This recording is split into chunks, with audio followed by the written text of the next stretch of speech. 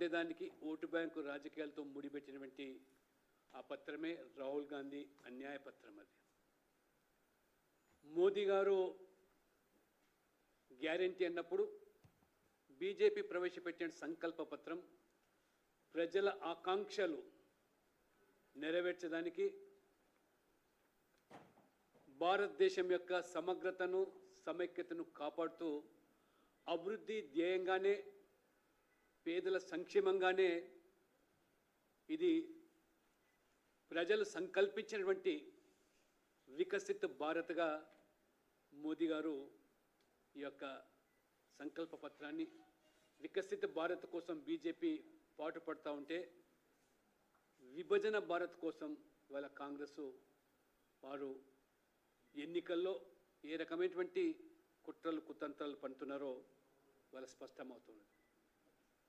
10 సంవత్సరాల యూపీఏ పాలన అను దేశాన్ని భ్రష్టు పట్టించి పూర్తిగా అవినీతి కుంభకోణాల్లో కూరుకుపోయిన ఆ దేశాన్ని ప్రజలు మార్పు కోసం మోదీ నాయకత్వాన్ని విశ్వసించి 2014లో మోదీ గారికి అవకాశం కల్పిస్తే, ఈ 10 సంవత్సరాల్లో మోదీ గారు వారు చేసినటువంటి అభివృద్ధి, పేదల సంక్షేమము, సాధించిన విజయాలు, చరిత్రాత్మకమైన నిర్ణయాలు.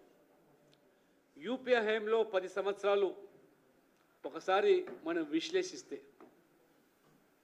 12 లక్షల కోట్ల రూపాయలు ఏ రకంగా ఆ రోజు అవినీతి కుంభకోణాలకు పాల్పడినారో ఇది మొత్తం దేశ ప్రజానికం గమనించి ఇవాళ యూపీఏ పేరు మార్చింది. అదే యూపీఏ కొత్త ముసుగులో ఇవాళ ఇండి కూటమి పేరు మీద 12 లక్షల కోట్లు దోచుకున్నటువంటి యూపీఏ పేరు మారినంత మాత్రాన వాళ్ళ విధానాలు మారలేదు, వారి ఆలోచనలు మారలేదు, ఆ నాయకులు కూడా మార్పు లేదు.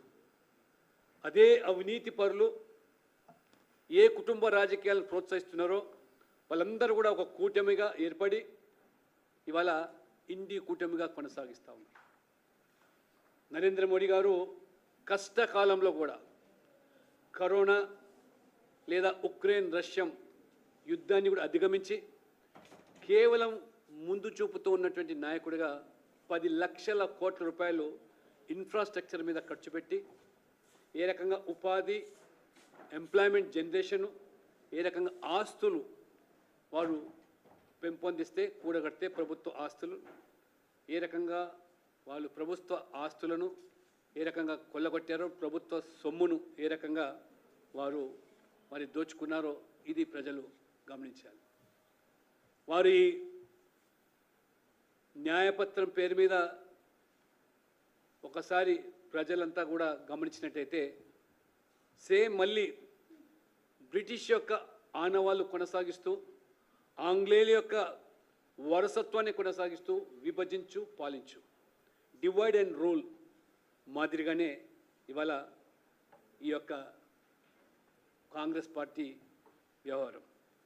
1936లో దేశ విభజనకు ముందు ముస్లిం లీగ్ ఏ మేనిఫెస్టోని అయితే ప్రతిపాదించిందో 90 సంవత్సరాల తర్వాత కాంగ్రెస్ పార్టీ 2024లో మరి ముస్లిం లీగ్ మేనిఫెస్టో మాదిరిగానే ఈరోజు మళ్ళీ ఈ యొక్క కులము, మతము, ప్రాంతము, భాష ఈ రకంగా ఆ వర్గాలను రెచ్చగొట్టి ఓట్లు పొందే విధంగా ఆ యొక్క మేనిఫెస్టో ప్రతిబింబిస్తుంది తప్పితే అభివృద్ధి మచ్చుకైన, ప్రజల సంక్షేమము మచ్చుకైన అక్కడ భూతద్దం పెట్టినా కనబడే పరిస్థితి.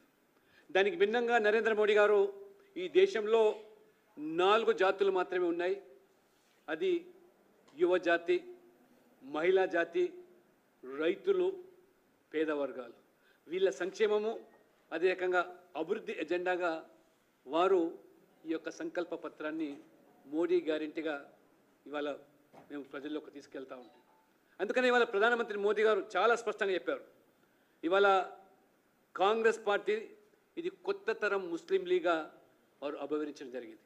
ఆ యొక్క మేనిఫెస్టోలో మనం పరిశీలిస్తూ ఉంటే.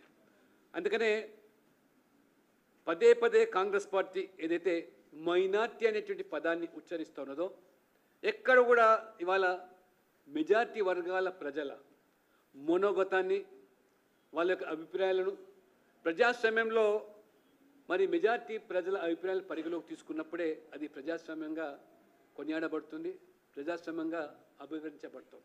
కానీ ఇవాళ మైనార్టిజం పేరు మీద ఇవాళ మెజార్టిజాన్ని ఏకరకంగా విస్మరిస్తూ పక్కన పెట్టడమే కాకుండా ఏ రకంగా మెజార్టీ ప్రజల మరి మనోభావాలు గాయపరిచే విధంగా ఈ కాంగ్రెస్ పార్టీ నాయకులు ఈ కాంగ్రెస్ ఏ రకంగా వ్యవహరిస్తున్నదో గత కొన్ని దశాబ్దాలుగా మనం చూస్తున్నాం.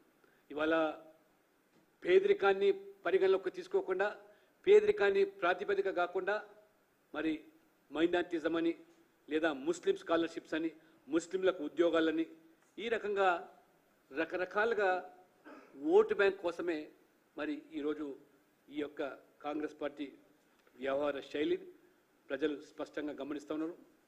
రాజ్యాంగంలోని 48 ఆర్టికల్ దాని ఒక డైరెక్టివ్ ప్రకారంగా ఇవాళ మెజార్టీ ప్రజలు లేదా హిందువులు వారి మనోభావాలకు అనుగుణంగా ఆవులు, ఆవు దూడలు, ఈ పాలిచ్చేటువంటి జంతువులు ఏదైతే